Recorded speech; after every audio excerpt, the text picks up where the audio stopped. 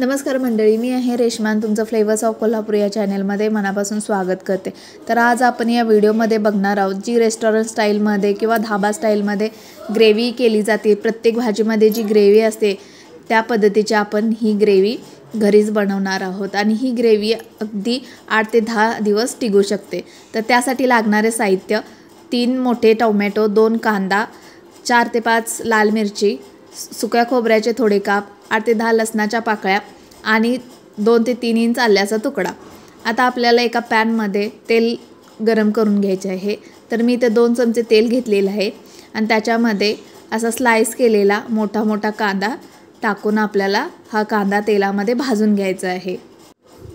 कांदा आपल्याला व्यवस्थित असा सुट्टा करून मऊसर लाल होऊपर्यंत भाजून घ्यायचा आहे। त्यानंतर त्याच्यामध्ये आल्याचे तुकडे, आपण सोलून घेतलेला लसूण, त्यानंतर खोबऱ्याचे तुकडे आणि लाल बेडगी मिरची टाकून घ्यायची आहे। ते सर्व एकत्र करून आपल्याला तेलामध्ये थोडा वेळ भाजून घ्यायचं आहे। त्यानंतर मी इथे 7 ते 8 काजूचे तुकडे घेतलेले आहेत। मी ते 7 ते 8 अख्खे काजू घेतलेले आहेत, ते सुद्धा मी या मिश्रणामध्ये टाकलेले आहेत। त्यानंतर आपण बारीक असे कट करून घेतलेले टोमॅटो या मिश्रणामध्ये टाकायचं आहे आणि व्यवस्थित आपल्याला हे तेलामध्ये भाजून घ्यायचं आहे।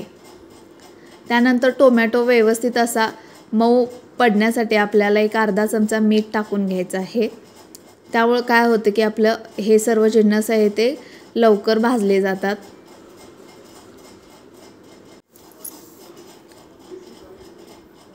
व्यवस्थित परतवत असं आपल्याला हे तेलामध्ये भाजून घ्यायचं आहे। आता आपल्याला याच्यामध्ये 1 वाटी पाणी घालून घ्यायचं आहे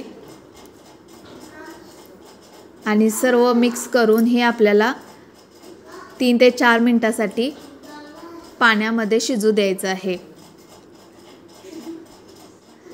तर तुम्ही बघू शकता की टोमॅटो आपला व्यवस्थित येते मऊ पडलेला आहे। आता आपल्याला हे सर्व मिश्रण गार करून घ्यायचं आहे।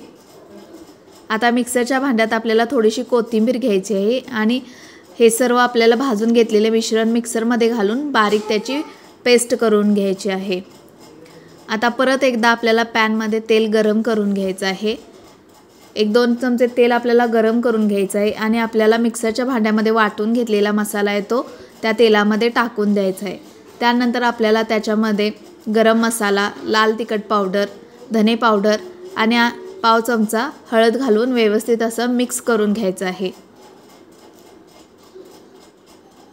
जर तुम्ही अशा पद्धतीने ग्रेव्ही केली तर तुमची कोणतीही भाजी असो एकदम मस्त अशी हॉटेल टाईपमध्ये बनणार आहे। सगळे तुम्हाला विचारतील की कुठून मागवले, पण आपण ही घरीच बनवलेली आहे। जर अशा पद्धतीने जर तुम्ही मसाला बनवला तर आता तुम्ही बघू शकता की कडेने तेल सुटलेलं आहे आणि आता आपला मसाला तयार आहे। तर हा डब्यामध्ये भरून आपल्याला हे 8 ते 10 दिवसासाठी फ्रीजमध्ये स्टोअर करू शकतो। तर आता मी त्याच मसाल्यापासून मी इथे काजू पनीर मसाला बनवणार आहे। तर तुम्ही इथे बघू शकता पनीर आणि मी काजू इथे तेलामध्ये फ्राय करून घेतलेले आहेत।